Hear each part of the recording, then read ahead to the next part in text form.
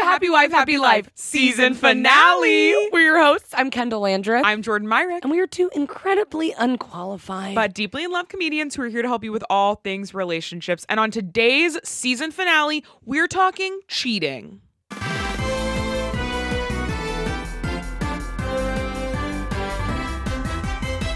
I'm absolutely just gripping the microphone. Look at you go. Wow. I'm treating it, I'm holding it as if I'm Freddie Mercury and I'm dancing around a stage with it. And it looks, no, don't let go. No, it's too wild. It looks good. You're sweet. It looks good. No, it's too wild. How are you, George? I'm good. How are you? Good. Don't you ever cheat on me. Okay, I won't. We said that our category was going to be cheating this week.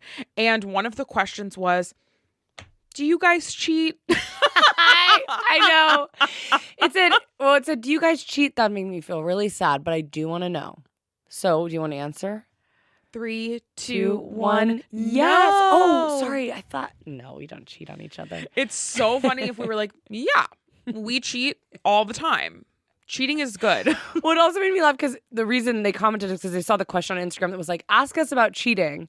And the way they responded made it seem like we were being like, ask us because we have so much advice on cheating because we're so good at it. Ask us if we cheat is what I think they thought we were saying. We don't cheat. I don't think. I can only speak for myself. I've never cheated. In your life? I don't think so. Wow. Have you? No, not really.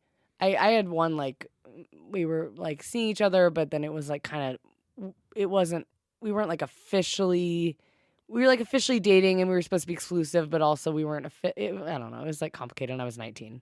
Don't judge me, okay? Yeah. I feel like I'm probably in the arena of having never actually cheated, but I'm sure at some point there's been some like inappropriate emotional stuff when I was younger. You know what I mean? That was more it was kind of like I was dating someone who was kind of like, I don't want to be in a relationship. And then I was like, please. And then there was a girl who was like, I kind of like you too. And then I like flirted with them and we kissed. But it was but nothing like I did not have a girlfriend. I would never. Kendall's I did a little emotionally cheating. We kissed and I was, that's not emotional cheating.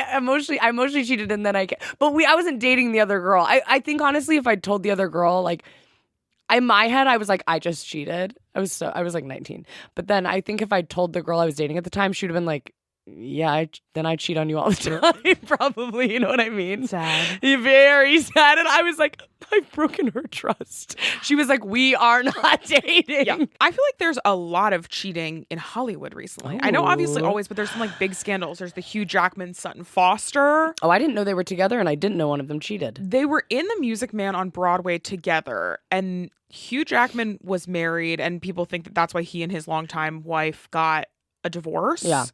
And Sutton Foster, I think, was also married to someone. But I feel like, allegedly, I actually don't know, so someone can fact check me on this. I feel like she's someone who's, like, been part of cheating scandals before. Bad girl. You know, my relationship with Sutton Foster. Tell me. She cheated on me. Just kidding. Got it. Okay. You know, we were like, we were dating. She didn't want to date me. I kissed someone else. Yeah. No, when I was maybe 15 years old, I went to an acting camp and I was entered in a raffle. And I won a signed headshot of Sutton Foster. And at the time, I did not know who that was at all. But I had never won a headshot of someone before. I'd never won a raffle before, really. That makes more sense to say. Most people haven't won a headshot before. Well, I wasn't from the big city. So receiving a signed headshot from someone who was like, she is famous. Mm-hmm. I was like, got it. Okay, she is the most famous person on earth. Sutton Foster is, of course, very famous. But I for a long time, was like, she's like Meryl Streep basically, and I had her headshot for so long and I kept it like very safely, which my room was pretty messy, but my Sutton Foster headshot was always very well organized and protected. I need to ask, mm-hmm. Are you sure it was Sutton Foster? Yes. Because we just saw Death Becomes Her, the musical with Megan Hilty. And for years, since we've met, honestly, Kendall's been telling me this story about how she interacted with Megan Hilty at a theater camp. And it was so unbelievable. And she was so excited to see Megan Hilty again because she had seen her before, whatever. We get there. She sees a photo of Megan Hilty. She's like, who is that? I said, that's not Megan Hilty. I said, that's your friend, Megan Hilty. And she says, no. She looks it up. Megan Hilty never came to this camp that Kendahl like won a poor children's scholarship to. for drama, and you met another woman. I met Laura Bell Bundy. Is who I found out it was. Different. Oh, completely different. I mean, come completely on. different, fully different. Blonde. Some would argue a completely different person. Well, yeah, different person, but it's not like they're so different, easily mistakable. But you were just so certain it was Megan Hilty. This is my problem. I've realized and I've accepted that almost everything I say is wrong. And it's so overwhelming. Mm-hmm. Every story I tell, we look it up later and I'm wrong. Do you know how hard that is to live that way? 2 days ago. Tell them what happened 2 days ago. I'm in the kitchen cooking, as I do. And Kendahl goes, you know, one of my biggest fears is getting my hand stuck in a garbage disposal. And I said, I get that. That is a scary thing too. I would want that to happen. And she goes, well, you know, I used to love watching Cake Boss and I had to stop watching Cake Boss because that's what happened to the guy from Cake Boss. And I said, Buddy Velasco? I've never heard that. He got his hand stuck in a dishwasher.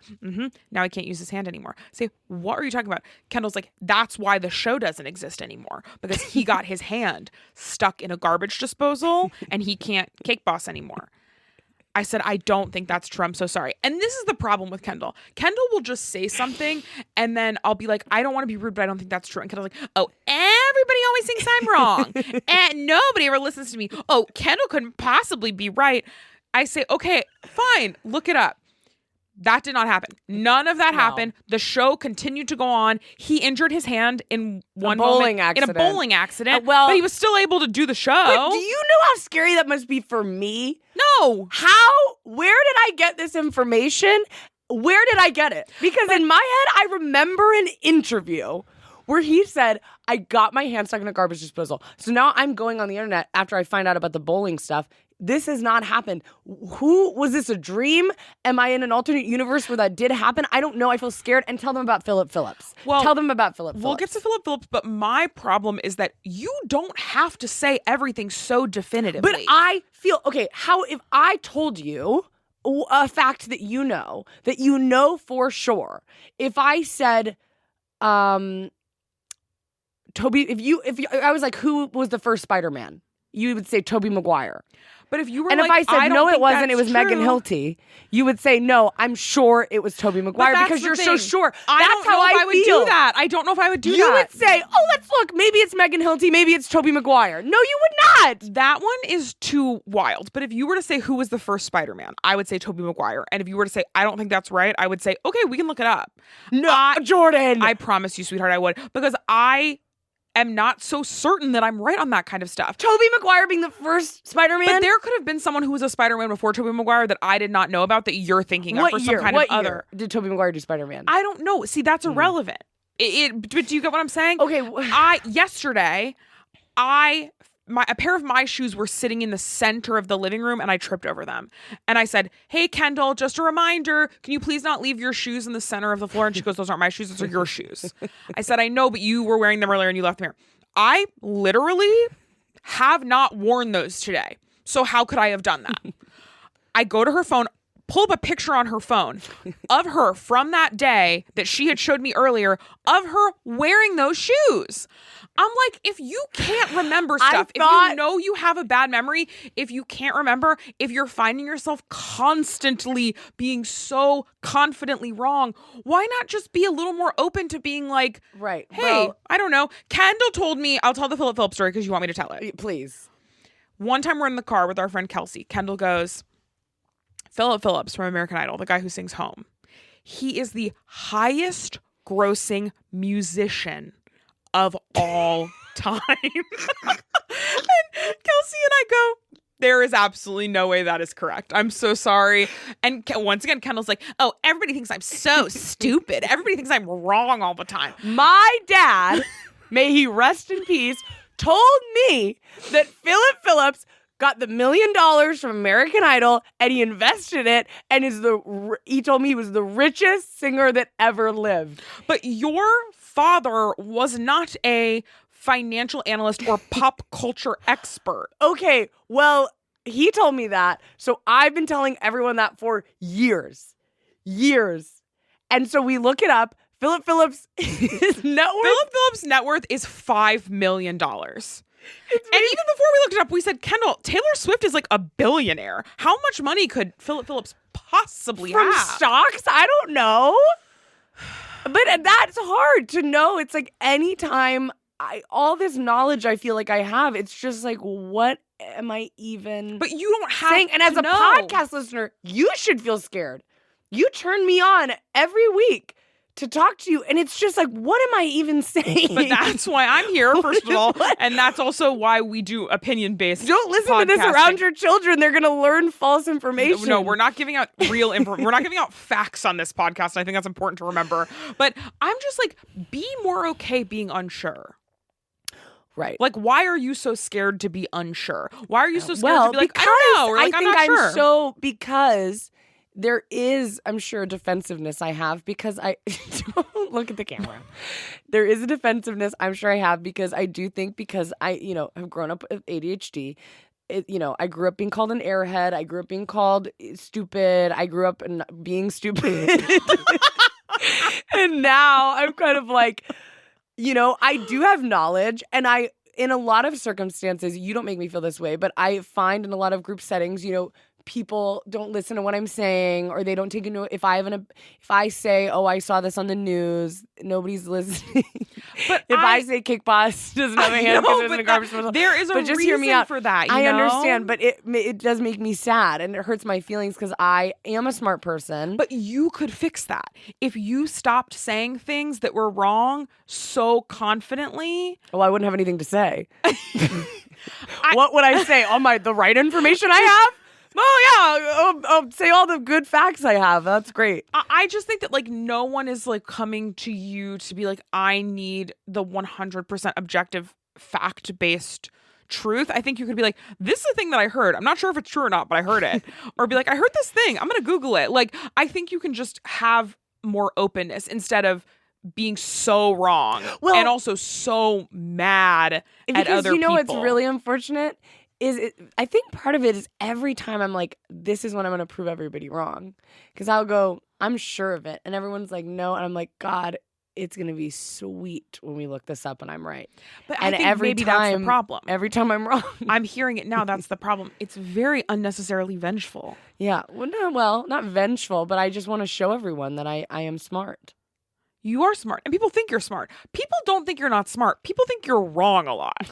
And that is true. You are wrong a lot. But that's your own doing. Right. You know what else is wrong? What?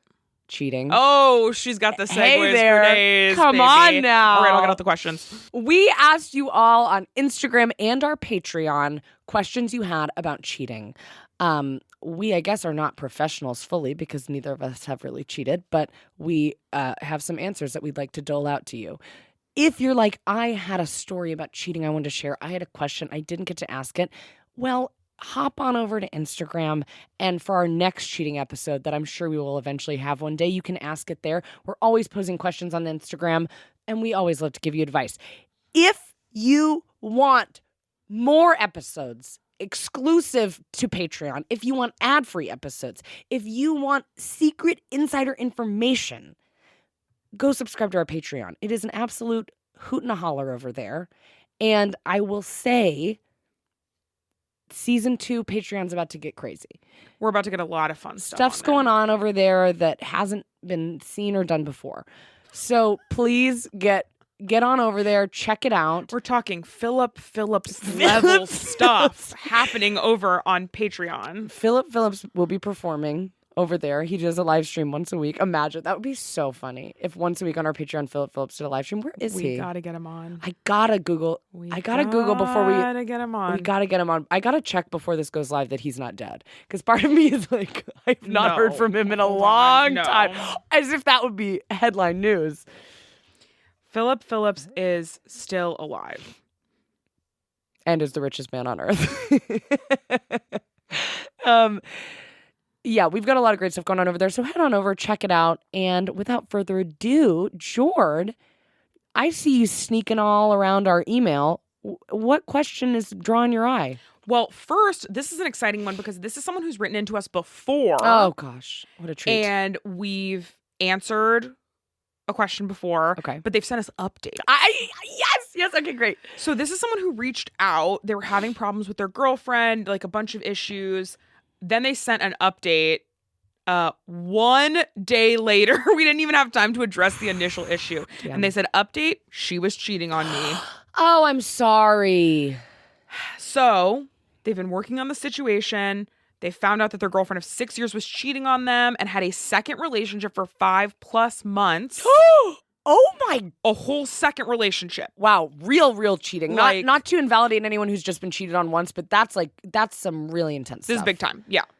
They're finding it difficult to have conversations with their friends about their ex. We answered this question before because they love this person and now they've cheated. So all their friends are kind of like, Screw fuck that this person. person. But they still love them. So it's hard. So we talked about that before, but now they wrote to us again. It's a 6-month update. So this is 6 months since the last time we talked to them. God bless you, I must say. So it's been 6 months since they found out that the cheating happened. 1 month since their divorce was finalized. So these people were married. I forgot they were married. I don't even know if we initially knew that. Wow. They're divorced now. They've moved into their own apartment. They've joined some book clubs, made some new friends, worked a lot on shame and embarrassment in therapy. Incredible. We're You're so doing amazing. proud of you. And they feel like they've made a lot of progress of letting go of shame. Now that they're officially divorced, they've been thinking about dating again, but they're starting to feel embarrassed again by relationships in general, being a 27-year-old divorcee, getting back on the dating scene. So they want to know, how do they go about getting into a new relationship, bringing up the fact that they're divorced, bringing up the fact that they were cheated on? Is it awkward to bring it up too early? Can I say, Get in there. I don't know, maybe it's something deep and dark in me. Yeah. I know what you're going to say. Someone being divorced is so hot Yeah. to me.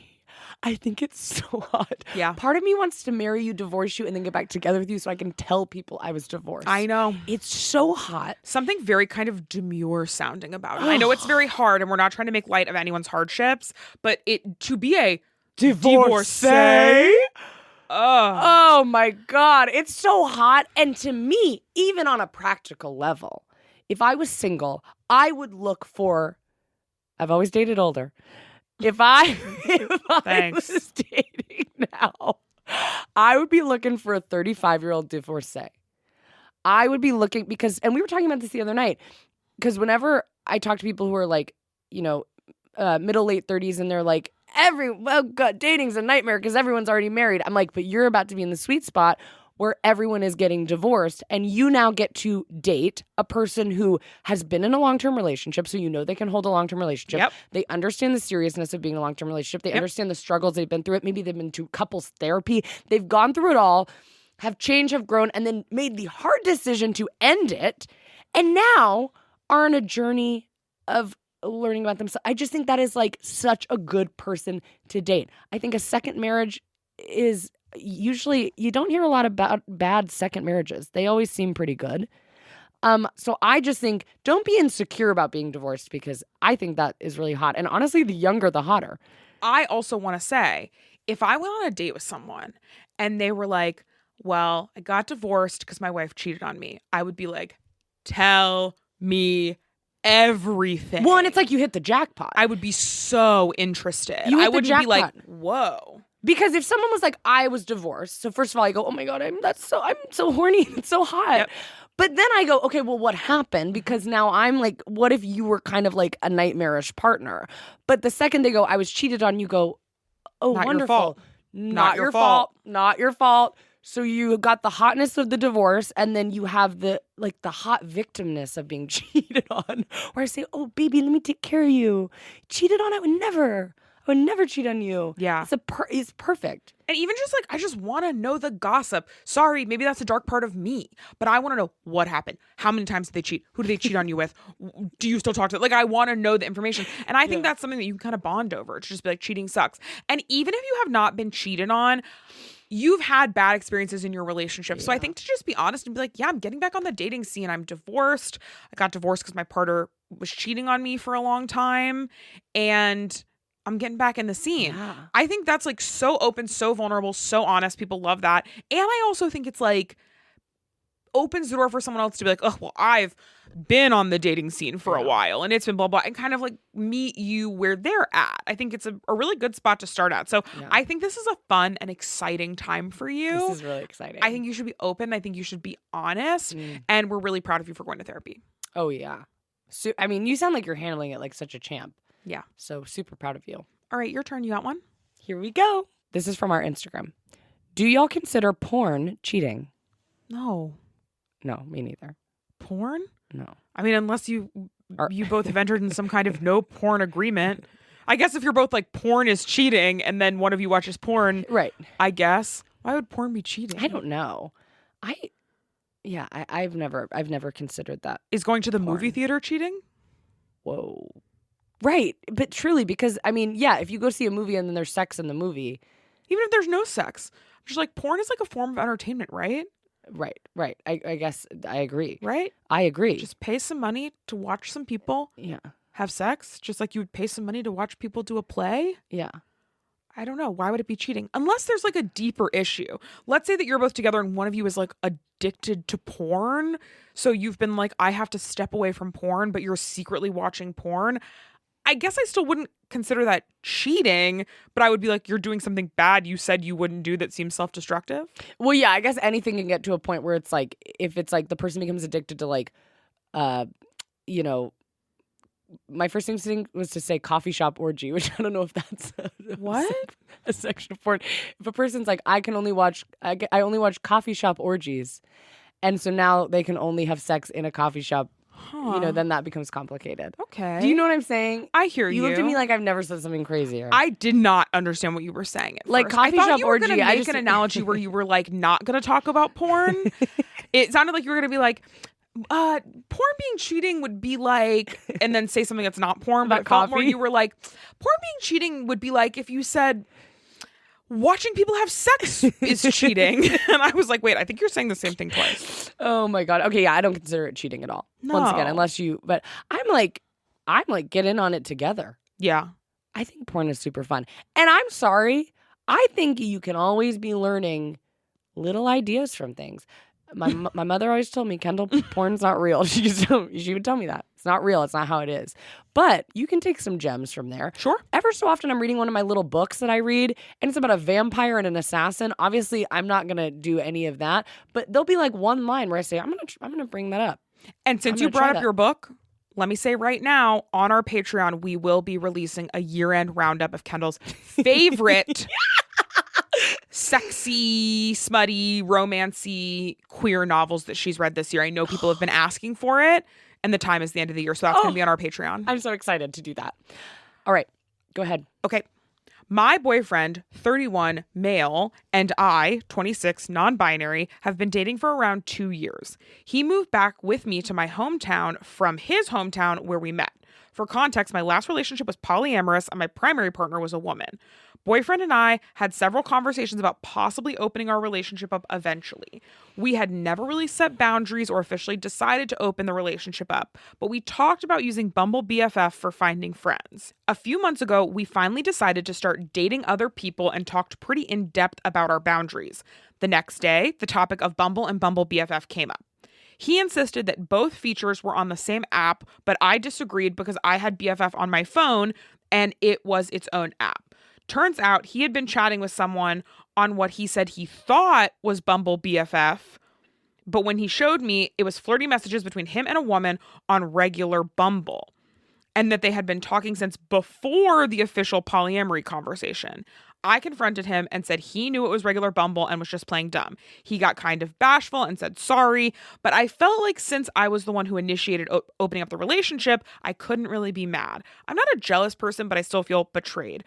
Do I have the right to be upset even though I wanted to be polyamorous? Well, it's not about jealousy, though. There's completely different conversations because it's like, I think you would be mad if you found out he bought a house secretly and didn't tell you about it. It's like it has nothing to do, just because it is connected to the polyamory conversation doesn't mean those are the same issue. You're not mad at him because he was talking to a woman. You're mad because he was talking to a woman when he said he wasn't, and you both had clearly said that you would not be doing that. That's why you're upset. It has nothing to do with jealousy. If Kendahl and I said we were not going to Popeyes, and I walked into a room and found her on the Popeyes app on her phone.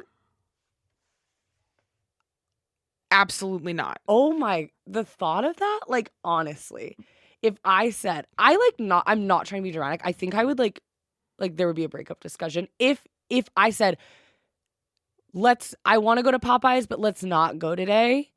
And then I like caught you eating Popeyes secretly. You're being dramatic. There would not be a breakup conversation. Because you would be upset, but there would not be a breakup conversation. But to Kendahl, me, she's performing for the camera. But to me, look at her. She's performing for the camera. Look at her. She's performing. To me, wait, get back into it. Focus up. Use the Suzuki method. What's happening? I would be like, yeah, the Popeyes is not enough. I'm not mad you're eating Popeyes, but what in you made you decide to lie to me, make me not get Popeyes, which feels like you want me to be unhappy?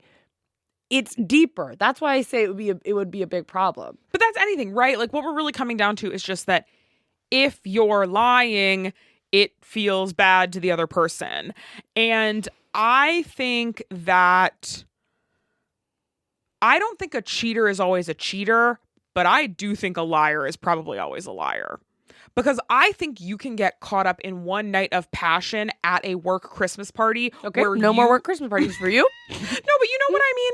I think you can get caught up in one night of passion where you're drunk and you and your coworker Samantha hook up. Okay. I don't think that's not beyond my comprehension of how something like that happens. I still think it's cheating and I wouldn't do it, but I'm not necessarily like that person will always be a cheater. And they're a narcissistic bat. Yeah. Yeah. I'm just like, you know what? Like sometimes things happen, especially in the heat of the moment. Secretive, behind the back, betrayal. Like it feels like the difference between like manslaughter and premeditated murder. All right. Well, right. I agree. But you know what I mean? I think it's the same thing. It's like if you accidentally hit someone with your car, I don't think that means you're a murderer for the rest of your life. If you're a serial killer who's killed a bunch of people, I'm like, oh, there's a big chance that you'll probably kill some more people. Right. Well, also, to me, I don't know a ton about open or polyamorous relationships because I'm not in either. But to me, you see a lot of two things with open relationships. You see like a couple who's been together for a really long time. It feels like a very controlled and like thought out decision where they're like, let's be open, but it's not coming from an issue in the relationship. Yeah. And then I see a lot of people who are starting their relationships open, and maybe that's right for them and that's great, but sometimes you'll see people where it seems like they're nervous about committing because committing is scary. And so they're like, I'm going to be open, and then slowly them and their partner are like not open anymore. And it's like, which if that's a transition you need, pop off.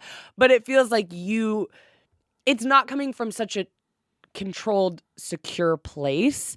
And so to me, if you're trying to venture into a world of open relationships with this person, this is not a person, like this person has just showed you that the reason they want to be in an open relationship, in my opinion, is not from a secure or healthy place or a place where you're going to be able to communicate about being open or polyamory or whatever you end up wanting to do in the future, because it's all coming from just kind of a chaotic place of lack of control on their part. Does that make sense? Yeah.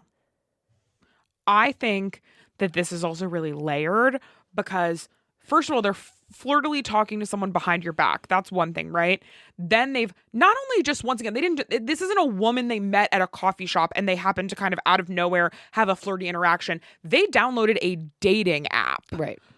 To have these kind of interactions, then had the interactions, then lied, being like, I thought this was Bumble BFF. Shut up. You know what I mean? Like, shut up. You are a loser is kind of what it feels like to me.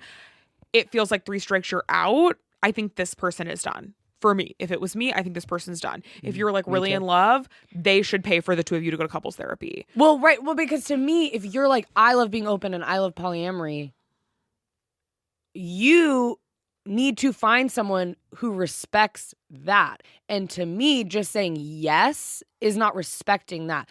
Going behind your back before the conversation was had, that is not a person who you're going to be able to have a successful polyamorous or open relationship with.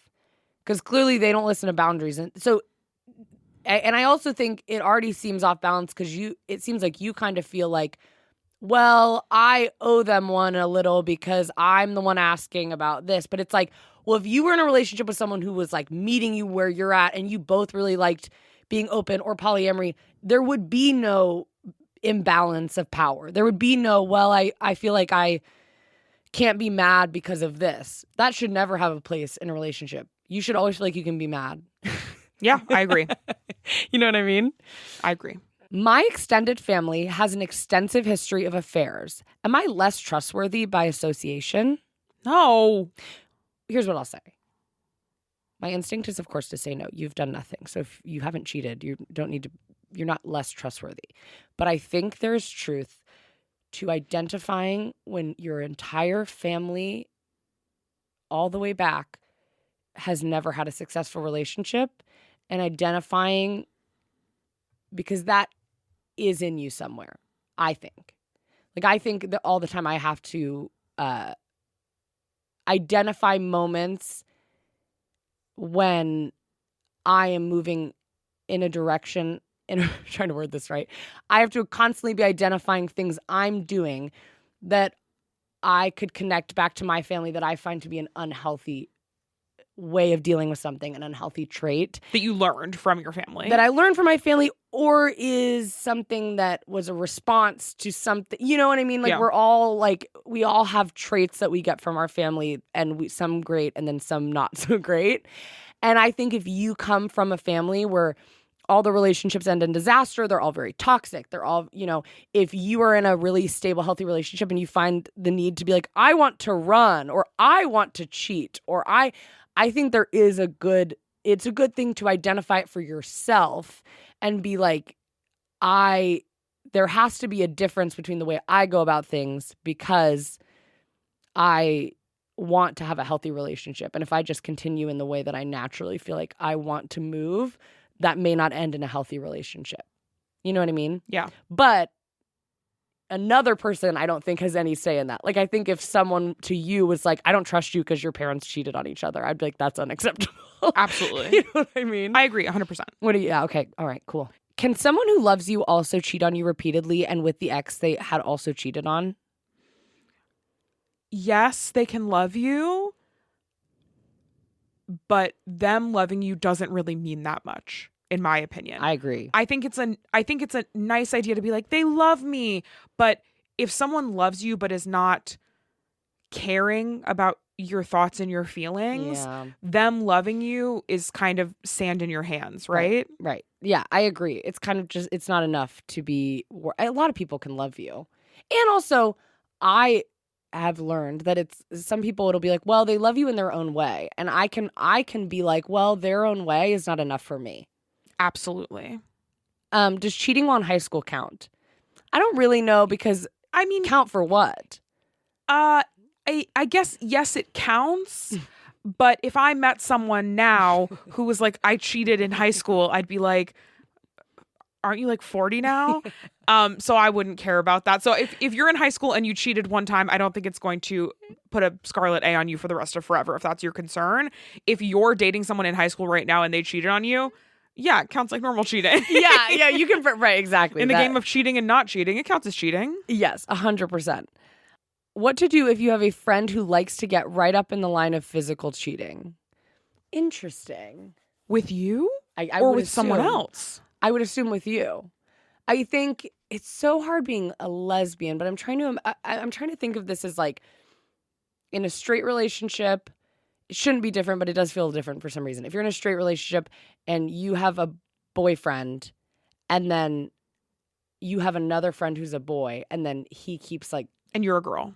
And you're a girl. And he keeps like putting his hand on your knee or like hugging you for a really long time. But I think even with gay relationships, like, the vibe. Do you know what I mean? I know. You know the vibe. Like, we have so many gay friends that I think could literally be like, sit on my lap. And I'd be like, okay, it's not sexual at all. But then you have people that are like, I'm your friend, but the vibes are weird.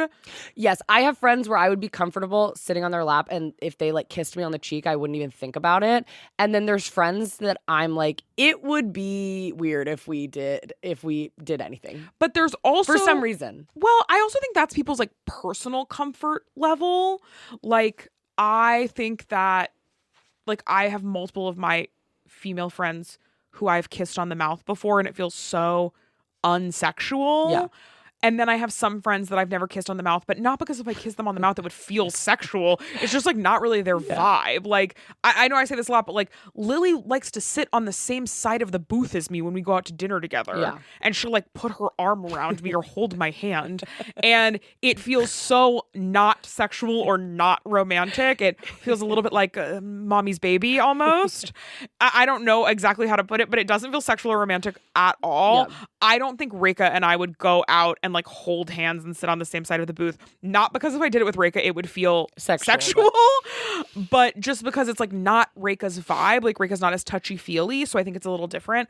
But there are people that I think who have tried to enter our lives through the friendship canal who we did not end up being friends with because their vibes were weird and flirty and like inappropriate. Yeah, and I don't even know what the exact thing is, because I think that's what's always hard about those relationships is you're like, on paper you're doing the same thing as someone else, but there's something different about it, and so I think you just have to go off vibe. And I think sometimes it's like, if you're doing something that's kind of cheating. I also think that if your friend is constantly getting to the line of cheating with you, that is weird and something is wrong with them. And my guess is that they are desperate for attention. Yeah. Because if they were just straight up in love with you, they would break up with their partner and tell you, or they would tell you and you could break up with your partner or whatever the situation is. Yeah. Just constantly creeping around the line of cheating, to me, feels very attention seeking. Yeah, totally. And I think if your friend is using you as a tool to fill an attention void, especially sexually, especially romantically, that feels no good to me. Yeah. What's the line for emotional cheating? Oh, it sounds cliche, but you know it when you feel it. I know. You just know. I think it doesn't even have to be a line. I think there's some people where, like, I tell so many, I think it's almost like the DMs, where there's so many people I would slide into their DMs with a fire emoji because it does, I don't even think about it. And there are some people I know, if I sent them a fire emoji, it would be weird. And I would not want you to see it. Absolutely. Well, And I don't know why. I know people that I could text them and say, thinking about you, and it would not be a big deal. I would not text other people thinking about you. I would not text people that I had weird situationships with thinking about you because I'm not thinking about them. But even if I was, it just wouldn't, you know what I, like, even if I thought about them in a normal way, like, oh, you just like popped into my head and I hope you're doing well. Yeah. Still not appropriate for me to text an ex situationship and be like thinking about you. It's weird. And if I felt the need to do that, something's going on with me. Yeah. You can't be that concerned about an ex situationship when you're in a current relationship. Totally. It just doesn't make sense. Totally. So I think it's like you don't, you're, my guess, you're asking because you're already doing it. Like that's why this person asked us the question. Totally. Because they want us to tell them this is the specific line that if you do or don't cross this, then you're good or bad. And you're not a child, so there's no getting in trouble. Like, it's your life that you're deciding what you do with it.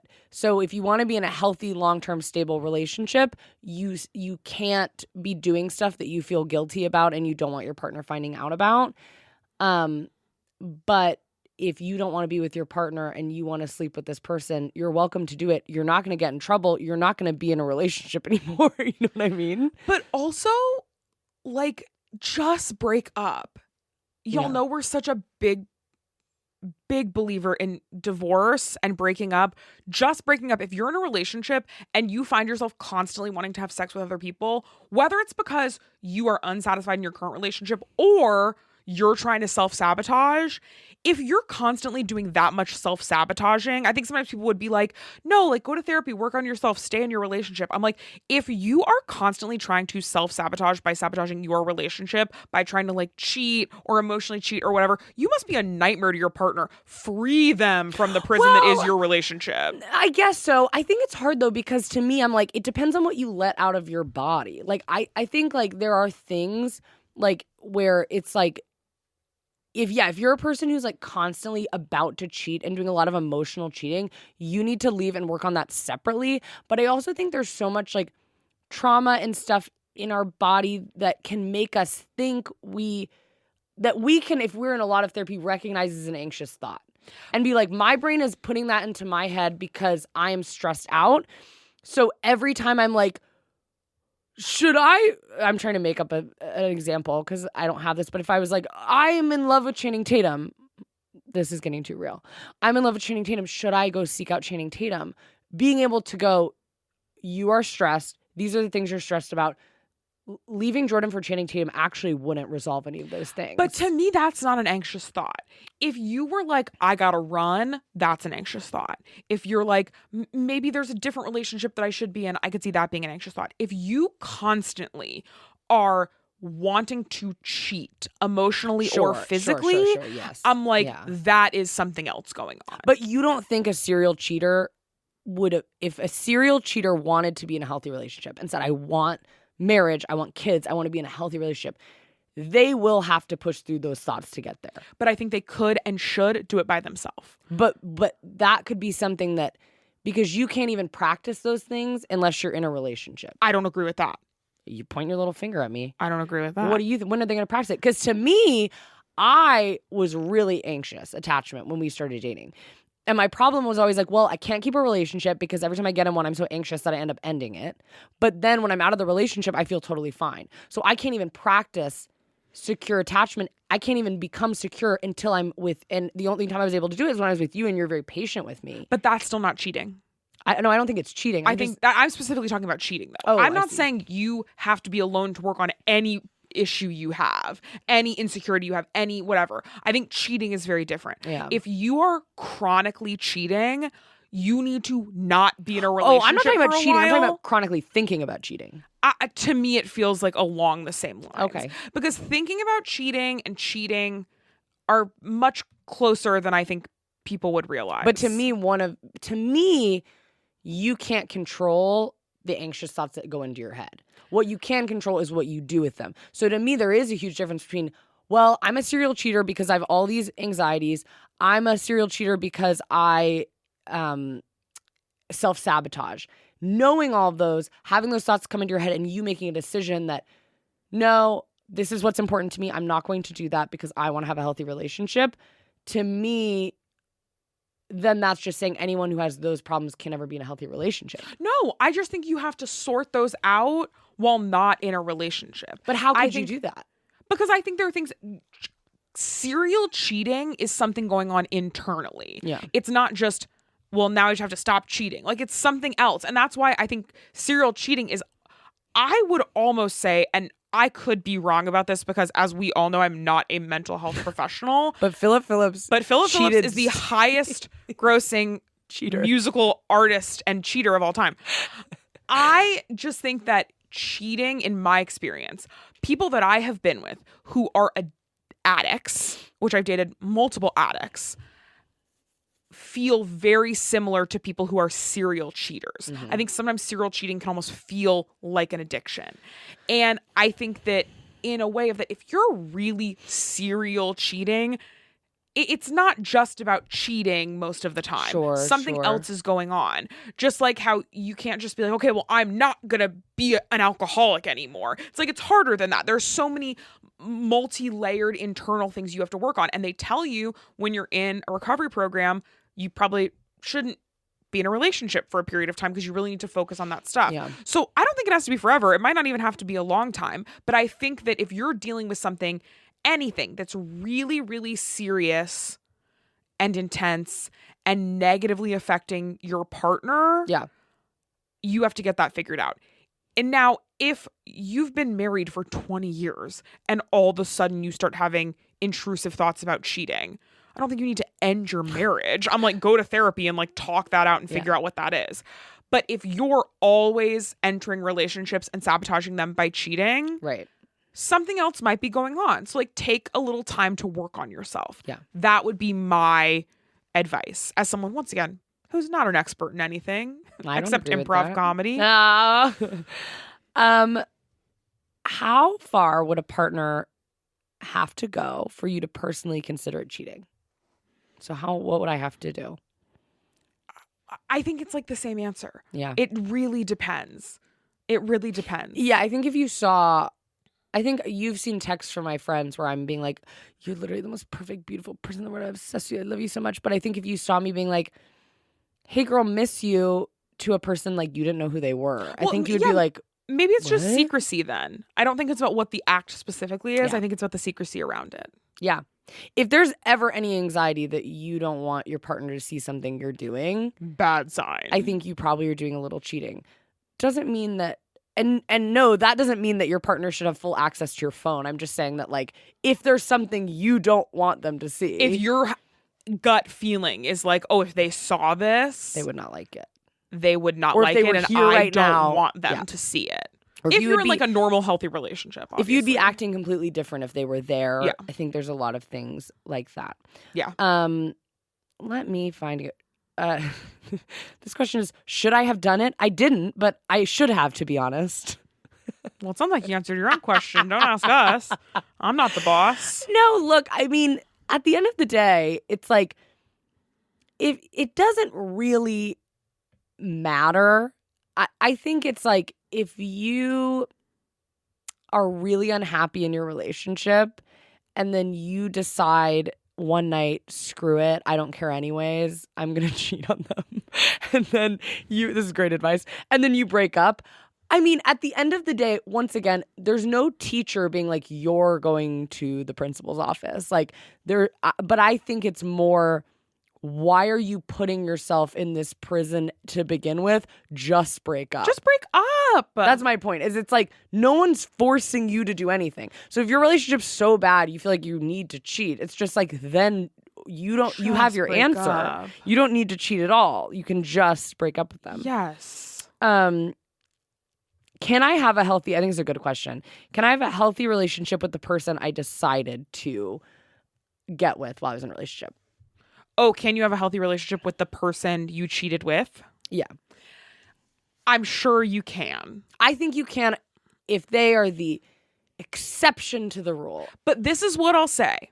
Everybody always thinks it's the exception to the rule. But everybody is delusional. I talk to people where they're like, I never have problems with friends. And then it's like, they have problems with millions of friends. Oh, I never get into arguments with people. I'm so unconfrontational. And then every time I see them, they're arguing with someone. I'm like, people are delusional, you're but that's so what I'm saying. delusional. I But- think it's hard to be Right. like, oh, if it's really real, then yes, I think it can work, because everybody thinks it's really real. I'm kind of like, Yeah. hey, give it a shot. You've already dug the hole this deep. Might as well give it a shot if you think it could work out. But I think, at least from my perspective, I would have a very hard time if someone cheated on their partner to be with me. I would be constantly paranoid they were going to cheat on me. Because you see I wouldn't do it. I would not date someone who, I would not do that. Yeah, I just don't think I could. I think if I met someone and I was like, I'm really deeply in love with you, you have to break up with your wife. But even at that point, I'm like, why am I deeply in love with someone who like has a wife or a girlfriend or whatever? Like, it like doesn't make sense to me. I just think, yeah, maybe you can make it work. And I wish you all the best. And I wish the person you cheated on even more of the best. But I think it's all it's about hard. why you cheated. It's like, why did you cheat? But there's Because I never think, a good reason. well, I'll name one. I'm like, if you are in a 30-year marriage, you have 2 kids together with your husband, and you realize you're gay, but you wanted your kids to go off to college, and then you fall in love with this woman, and then you're like, okay, to me, you still could have ended the marriage, but it is, I get how that is so hard to pull the trigger on and do. I get why you could have a lot of feelings that are confusing, where you're like, well, what should I upend my whole family to make this big decision for myself? What, like, I can see where that gets complicated. When you have been now in a 30-year committed, loyal relationship where you've never cheated, you never cheated because you felt like you wanted to have one fun night. You didn't cheat because you and your husband got into a fight. You were loyal through all of that, and then you have a moment. Or you want to make a big life change. You're like, okay, I want to be gay, and this one night I kissed her and I shouldn't have, but now I know I want to be. I think that's different. That's different. I think But if cheating- you to me, get caught kissing up is in the cheating. moment, but if you get caught up in the moment and kiss, and then you say, "Whoa, I'm gay," then you need to go to your partner and be like, "Hey, I'm gay. I gotta go." You shouldn't just keep secretly cheating, in my opinion. And I understand what you're saying about it being a big life change and a big, but I'm like, the cheating is still not the right move. It might be the move you make, and I'm not shaming you for that, but it's not the right move. It's not the advice I would give you. It reminds me of like at my job where I review grocery store food, I sometimes will be like, oh, this can of refried beans is fine. But then I realize, oh, sure, it's fine. But my job is to recommend things that I think people should be buying. And I think that that's kind of what this is like here, right? It's like, I can say, yeah, it'd probably be fine if that would happen. Would I recommend it? No. No, I just think that, but my point is the why. If you're like, well, I got with this person because I was bored in my last relationship that was only a year and a half long. No, I don't think you and that person are going to work out, because I think when it gets to a year and a half, 2 years, you're going to be bored again and you're going to cheat. That's all I'm saying, is that I think it depends on why you got in a relationship. I do think, because there are relationships that work with someone cheated on their ex-partner with, because it just, or they grew up a lot during that time. Who knows? It could work out. But I think if it's like, oh, well, I cheated because I was like feeling really like they were just so hot and I saw them and I just was like, screw it. I don't know. I don't think it's going to work out, because you have so much that's wrong that you need to resolve. Do you know what I mean? I know what you mean, but I still stand firm in saying I don't think the why is ever really valid unless it is I got caught up in the heat of the moment. Because there could have always been a better option. Yes, that's what I'm saying. Like, I'm saying the why affects how bad it is, but I don't think the why ever makes it okay, unless, honestly, once again, I know this, a lot of people would disagree with me, but I think like being like, I got caught up in the heat of the moment and I made a mistake. I feel like that is something that, once again, I wouldn't do, but it makes sense to me. Yeah. It doesn't feel secretive. It doesn't feel manipulative. I think those are the things that really bother me about cheating. The idea that someone like was drunk and got caught up in a moment and kissed a coworker at a Christmas party is not like the most devastating thing to me. If they did that and then I found out they kept it a secret and then they started having sex with that woman, I would be upset, because you add in all the layers of secrecy and betrayal. Yeah. So I'm just like, if you think you might be gay, but you're in a 30-year straight marriage, you kiss a woman one night out, realize you're gay, I can't recommend anything other than going and telling your partner, hey, I kissed this woman. I think I'm gay and we need to like figure this out. Well, that is a very specific scenario. An extremely specific scenario. You keep saying it as if like you've been through it. Listen. God, my husband before, that would be so crazy if I just like casually mentioned I'd had a husband. Well, you're so young, so it would be crazy if but you wouldn't had that a be husband. Kind of hot if I'd been divorced? Yeah. Our friend Kara's go straight listen. divorced. We did a whole episode with her. Our friend Kara was straight married and then got divorced and is now gay, long-term partnered. And I'm like, that's iconic. I think it's iconic. Part of me wishes I'm sure Kara would be like, you absolutely do not wish. But I part of me is like, it would be so fun to be like, I had a husband. Like, even saying it, I'm like, this is so hot. I had a husband. You love a backstory. I had a husband. I love a backstory. It's I'm an very artist. kind of like cinematic, very like novel-esque to be like, I had this backstory. I know, me being like, well, I came out at 18 to my really supportive parents. And then I met you. And you were just so nice. And then we fell in love. I'm like, let's get the drama in there. Yeah. Now I'll start lying. You've had a very kind of smooth homosexual transition. I know. I'm going to start lying. I was married to Philip Phillips for years. I took all his money. That's why Kendahl is the richest woman in podcasting. That's why it says he has $5 million. It was not always that way. You took the rest of it? Yes. Wow. Used to have a lot of money. I love that. Wow. Well, it's the end of the season. Oh my God, I forgot. Can you believe? This is the last episode. Wait, we need to take a moment. How much time do we have? A couple minutes. Jordan, I feel like I could cry. I'm serious. This is our last episode of the season. Season 2 is going to be so fun, but we really just should reflect on this podcast. We've made I seriously feel like I could cry. We've made how many episodes together? Almost 50 episodes. Yeah. We've talked about so many things. We've talked to so many people. And it just started. I remember when you brought the idea of the podcast to me, how excited I was to do it, because we wanted to spend more time together. Because we work so much. And even just the little drives we get to do to the Spotify office are such a treat. Me, you, and our producer, Blake. How many car rides we've gone on together. It's just been amazing. And I'm so excited for this show and what it's going to become. I can't wait. And I feel so excited about the community we've built. It's been so nice. We Seriously. love every person that listens to this podcast. You guys are so wonderful and sweet and thoughtful and kind. And we can't wait to continue making episodes for you. Season 2 is going to be so great. We already have some really exciting guests. Oh, yeah. They're really fun. Tell me, kind of like your rose and your thorn. Oh, Kendahl loves these questions. Can you name a yes marry or divorce of the season? Okay, I want to divorce the moment when, before we were filming in the Spotify studios, we were filming at another studio that we were paying for out of pocket, literally by the minute. And our first guest ever was multiple hours late. And Kendahl couldn't figure out how to get any of the memory cards to work. And there was no one there helping us. And Kendahl was so upset. I thought she was going to punch a hole in a wall. She had to go outside and take a walk around the block. I was holding 18 SIM cards. I'm sobbing. That was a bad moment for me. Yeah, so I want to divorce that moment. But I want to marry. There's so many of them. It's hard to choose. How do we choose? Well, we connected with so many people. That's what's so nice about doing the podcast too, is like there's been so many guests that in this industry you meet so many people, and there's so many people that you're like, well, there's so many people you're like, yikes. Yeah, big time.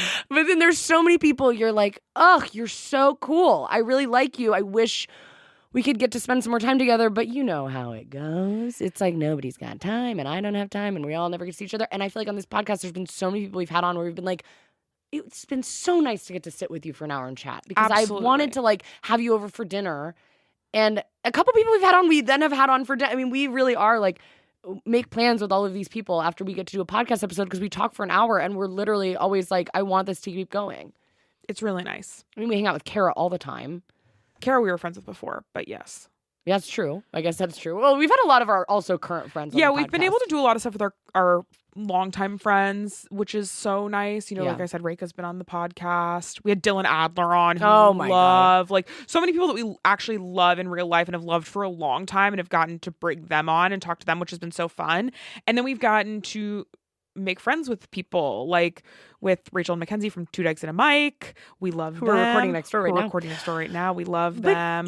Or Dason. We love Dason Offwallow. Like such a wonderful person that we got connected with through other mutual friends. And now like we stay texting. We're friends and it's so nice. So I guess that's all. But this industry, everyone's just so busy because even you said Dylan Adler. I'm like, oh my God, yeah, that was so nice because we both have known him for a long time. But he was one of our first episodes. And we got to chat with him for an hour. And it's like, God, since then, it's like he's been all over the fucking world doing tours. And so everyone's so busy. And I'm like, I'm just so happy we got to sit for an hour and chat and catch up.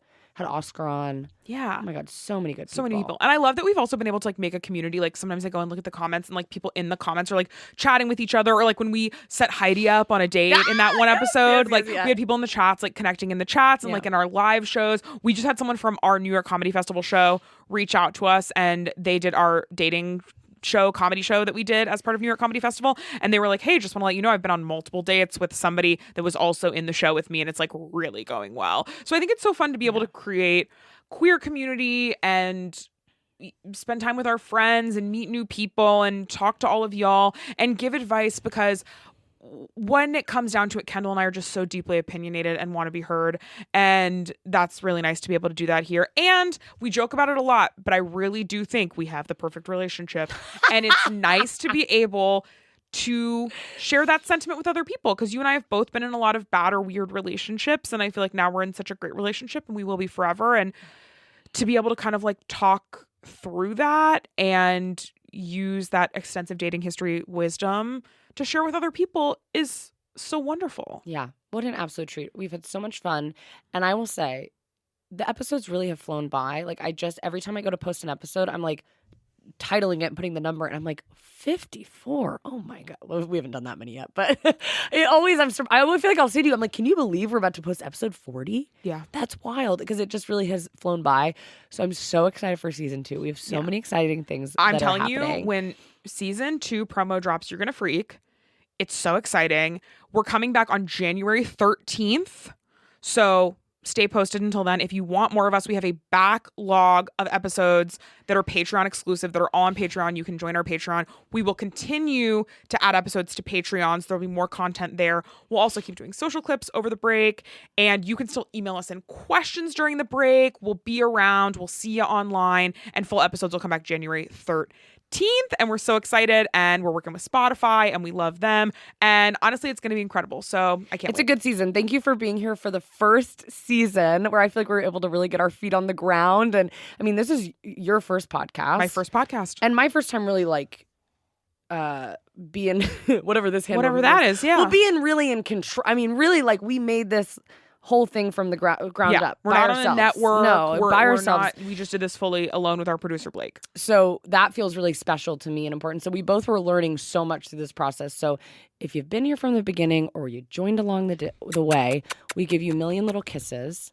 We're absolutely obsessed with you, and we're so excited to go into season 2. Sorry this is so long, but if you are like, well, what should I do while they're on break? Please go review us on Apple Podcasts or Spotify. It helps us so much. Like, comment, subscribe on YouTube, the videos, Kendahl's YouTube channel in general. That's where all these episodes go up. And just keep listening, and we love you, and we'll see you back January 13th. See you. Have a wonderful holiday and Happy New Year. Bye. Bye.